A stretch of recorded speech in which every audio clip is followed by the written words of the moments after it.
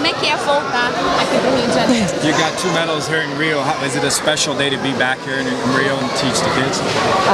Yes, it's extremely special for me to come back here. It is. I had been booed everywhere in the world, and even in the U.S. when I fought, it was usually one team cheering against another, and this is the first place I was ever cheered for in my life. And it was such a special privilege to be able to win the Pan American Games here when my mother won the Pan American Games when she was competing, and I always wanted to be able to have the same accomplishment as her, and this will always be a very special place to me. And today you taught a lot of kids, but did you learn something as well? What did I learn? Wow. I think I learned more of the grand scope of everything. This trip really opened my eyes. I didn't realize how much everything was not just changing inside the sport, but changing culturally, and I'm so honored to be a part of it. I really and honestly was on the verge of tears when all those kids were bringing me those things, and I'd never been so warmly embraced, and I'm very humbled and grateful for all of it. And today you're going to see some samba. Have you ever heard samba? Have you ever danced it? I haven't done it myself. I've seen it, but to be honest, the only time I dance is in the morning naked in my living room and no one gets to watch me. So to dance publicly, it's much scarier to me than fighting publicly. You're in a judo academy here, and you're a big part of bringing back judo and showing its efficiency in the octagon and all that. How do you see that impact that it's had? Well, I'm so happy the opinion of judo is changing, because when I first started doing MMA, I was so frustrated all the time by the lack of respect that judo got, and how everyone assumed that judo was one of the least effective martial arts, and that against wrestling and jiu-jitsu it wasn't effective. And I knew that it was really effective, and if no one else was going to show it, I was going to try my best to represent the sport well. And when I started to do MMA, I even said, I was like, you know what? I think that I was only thinking about USA Judo at the time. I wasn't even thinking about the whole sport in general. I thought that USA Judo would benefit more from me winning the World Championships in MMA than me winning an Olympic gold medal in Judo. And I thought that my goals were high, but it seems that in meeting my goals, I far exceeded them almost accidentally. But I'm so grateful that everything has turned out the way that it has. I really believe that MMA is in a stage right now, much when Royce Gracie started fighting, and no one knew what jiu-jitsu was, and so he had such a huge advantage because nobody else had caught up yet. It was a big hole in everyone's game that they didn't know that they had. And when I began MMA, I knew that that judo was a big hole in everyone's game that they didn't know that they had. And I'm very lucky that I happened upon a time where I had the right skills to strike at the right moment, and I believe by the time I retire that it'll be normal where every single person that does MMA has to study judo just the same way as they have to study jiu-jitsu and wrestling. Ronda, you have all the kinds of medal in judo, you have a successful career in UFC. What are your next goals in your career? I want to retire undefeated in MMA, and I'll keep fighting for as long as I can. I have been trying to venture into acting and doing movies. At first I thought just action movies, but now I've started doing comedy and other things, and I don't do anything to be okay at it. Everything I try to do it to be the best in the world. Even when I was bartending, I wanted to be the best in the world, and after I'm done with MMA, my next goal is to become the highest grossing actor in the world. How do you see sport and using judo in order to get people to get better in life, to bring people into different perspectives? Well, I do believe that sports are a metaphor for life, and every lesson that I learned from judo I can apply to my life. And I quote the principles of judo all the time: maximum efficiency and minimum effort. That's how I'm able to do MMA and acting at the same time. And mutual welfare and benefit, I mean, that's how I've been able to stay from the same team and group from the very beginning when I started doing MMA. And there isn't a lesson that I learned from judo that I haven't been able to apply to my life overall. So when do you think of retiring to become an actress, full-time actress? I don't know. I'm going to fight for as long as I can, but I know what happens to fighters that fight too long. And I don't know how I'm going to deal with it when the time has come. And after every single fight, I reassess and I make a decision whether I want to keep going. It depends on how much damage I'm taking. You know, if I continue to fight and not taking any damage, then I'll fight longer. But if my fights become more damaging to me, then of course I won't be able to fight as much. So we'll see, one fight at a time. I'll make the decision after every fight whether or not to keep going. He says he feels your technical levels beyond anyone else that you face. Is there somebody that you think has that level or has the ability, or somebody that you would like to face? Well, the styles make fights, and to be honest, ever since I started watching MMA, the one thing that, well, the two things I really have to worry about losing from is either a one-punch knockout or getting cut. And the person that I've seen with the best sense of distance and the best timing that I would have to worry about the most to get knocked out is Gina Carano. The person who I would have to watch out the most to actually get cut and stopped is Kat Zingano. And I think the best, well-rounded person overall right now is Bethe Correia. She started only doing MMA. She's the first person that I would have fought that came with not one specific discipline.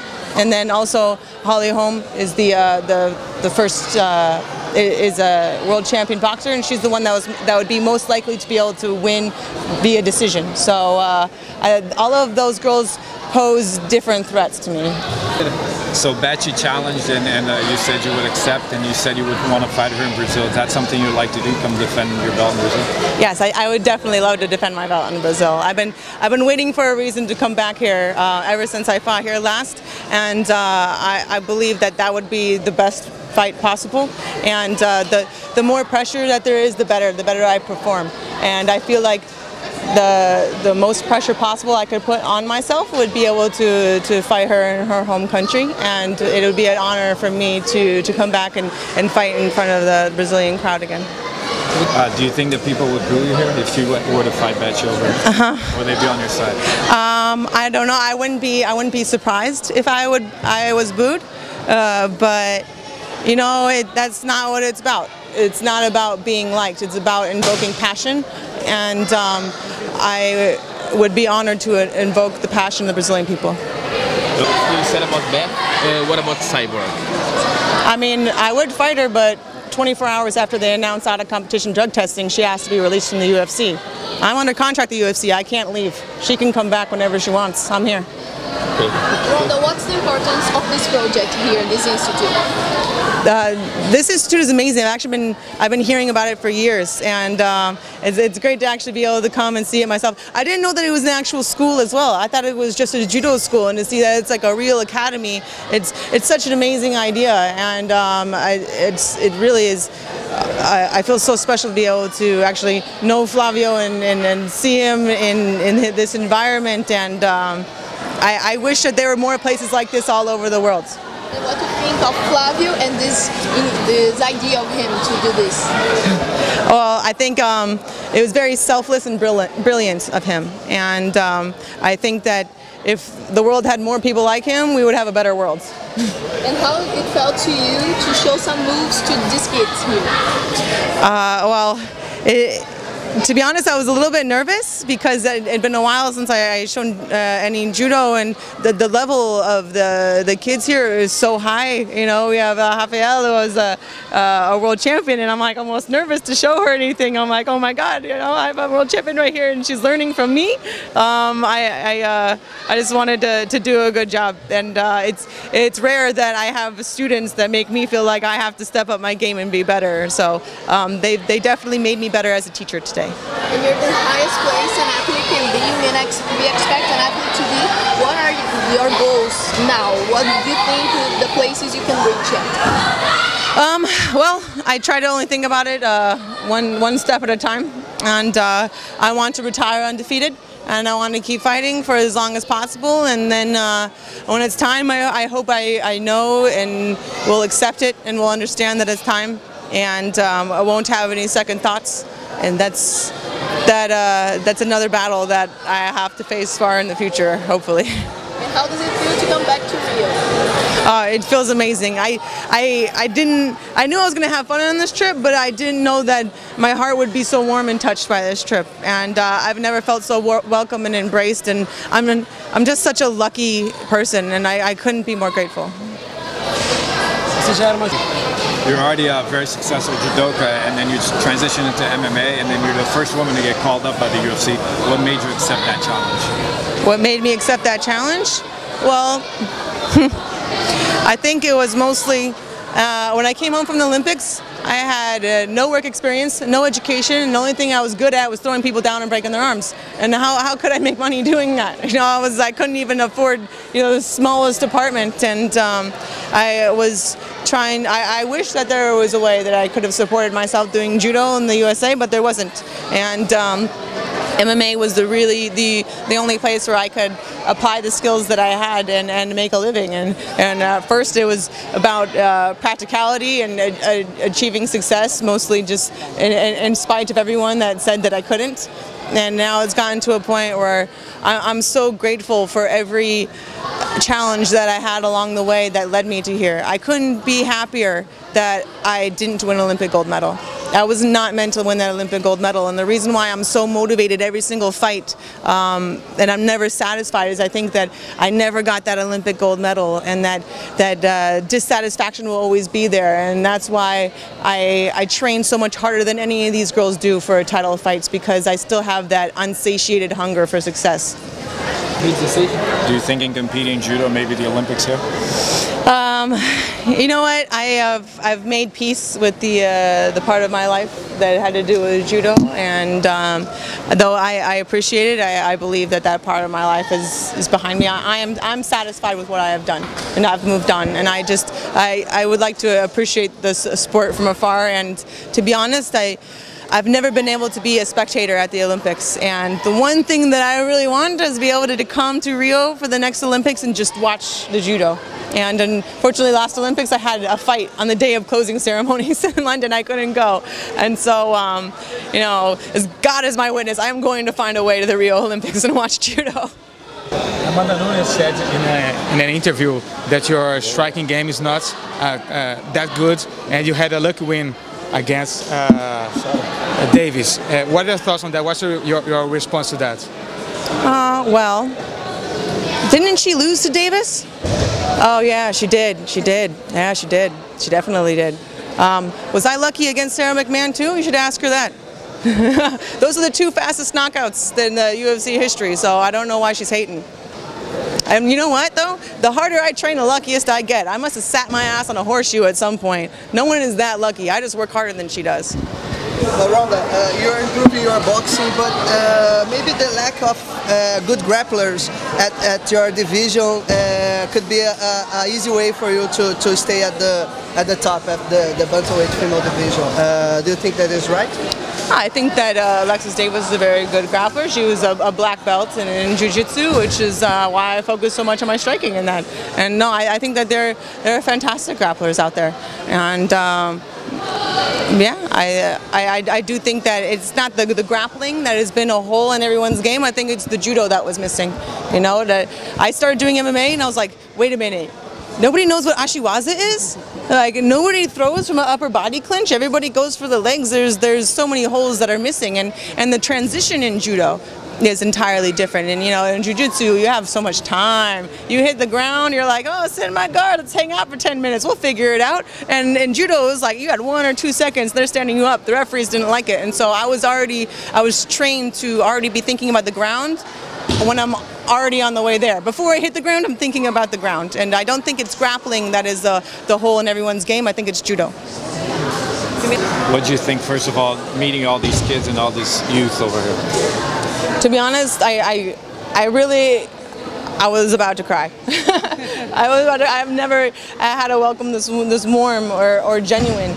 And I just hope that I can bring all those little posters home with me, and I can't wait to read this little letter that I just got. And you know, these are the things about the sport when you see all the terrible people on, like, you know, online and stuff like that. People say the worst things to me. You know, you wouldn't believe the things I see every day. Be like, hey, guess what, you fucking whore? I'm happy that your dad died. You know, that I see that every day, and to be able to see these kids and how impacted they've been, it really makes everything worthwhile, and it really restores my faith in humanity. And you know, thinking that these internet people aren't real. These kids in front of me, these are real, and these are the ones that matter. And these kids are or why what I'm doing is important at all. Do you think being a part of social projects like this, you really think it changes people's lives? Definitely, absolutely. I think that projects like this are absolutely essential, and the only thing wrong with it is that there aren't more. You're undefeated in MMA, and your last defeat was probably in judo. Do you remember that feeling of losing? Do you remember what that's like? Yeah. Losing, it feels like dying. There's no worse feeling in the world, and I think that's why I train so much harder than anyone else, is because I know what a loss feels like, and it's like a piece of my heart is ripped away forever, and that's why it matters so much more to me that I have to win. I would rather die than win. I remember fighting Liz Carmouche and thinking that my neck was going to break or I was going to get out, because it really is a matter of life and death to me, because it rips a piece of my soul away if I lose. Dana White said in an interview that might be a new Ronda Rousey in the new Ultimate Fighter season. Who do you think that is? I definitely think it's Rose Namajunas. I called from the very beginning of the season. I said, I think this girl is special. I've been following her for like 2 years. I only finally got to meet her. I've been stalking her on Instagram for like years now. And it was so great to be able to meet her, and I wish her all the luck, and I can't wait to see how she does on the season. But I know that she's bound to be successful. You know, she's got an amazing skill set. She's an exciting fighter, and she takes risks, and she's gorgeous, and she's charismatic, and I really think that she has all the tools that are needed in order to be the next really influential champion. Well, the idea of fighting in Brazil, it's only because that would make sense against Bethe Correia, or would you like to defend your belt against a non-Brazilian fighter in Brazil? I mean, I would love to fight in Brazil for any excuse at all. I just think that, you know, it would make more sense to have it against another Brazilian fighter. But if the Brazilian people want to see me fight just anybody, then I'll fight just anybody here. I just want to fight here. But you know, it's. I feel like it would be more kind to the fans to be able to give them someone from their country to cheer for. And you were at Brazil. Some people think Cyborg is better than all girls that you face. Do you agree? No, I don't agree at all. And when she was fighting, it was a while ago, and she just got dropped 5 times in a match. And really, to be honest, I haven't really been too impressed with her actual skill set. It's only her strength that she draws off of. I mean, if you remember when she fought Gina, she pulled her into mount 2 different times. Those are very grievous technical mistakes. The mistakes that she makes technically are absolutely terrible and basic. The only reason why she gets away with them is because of her strength. And people don't realize how strong I actually am. Ask the girls that I fought. They weren't expecting, just because I don't look like it doesn't mean I don't have it. And that's what one thing that I really learned from judo is I am maximum efficiency and minimum effort. Cyborg only does all strength all the time. I do all strength at the perfect time. And that's why her style is the worst kind of matchup for me. She doesn't have any feeling in her punches. She pushes her punches. She can't knock people out in one punch. She just overwhelms them. My pace, nobody can overwhelm me. And the way that she is on the ground is absolutely horrendous. And her distance is absolutely horrendous. The only thing that she has is pace and power. And I have pace, precision, and power. You think she drops to 135? She probably lose her strength. Do you think that there is nothing else left to her to use against you when she's 135? I think that everybody has something, and I think that she would still be a great competitor at 135, but I think that she knows that it'll be much harder for her to get away with doping and to make weight at 135. It's why she resisted it for so long. But then when she saw that she had no other options, then she started cutting down. But you know, she's still outside the organization, going outside of the country. I'm sure she's trying to dope for as long as possible and then coming into the UFC. But it doesn't matter. You know, when I grew up fighting in judo, and I knew that there were people out there doping, but I never used that as an excuse to do it. I always wanted to beat them in spite of it. I was like, you know what, you could have every advantage in the world over me. You could have better funding, you could have a better program, you could be on all the drugs in the world you want, but I'm going to be good enough to beat you in spite of it. And that's the way that I was taught. And the reason why people dope is because they lack self-confidence. The reason why she was using steroids is because that girl does not believe that the best that she has is good enough. And that will always be there in her mind. And you know what? She's right. The best that she has isn't good enough, even on drugs. You're really close to this is the last one, okay? You're really close to the Diaz brothers. Have you talked to Nick about what happened to him over the weekend, and to Nate, if he's ever coming back to the UFC?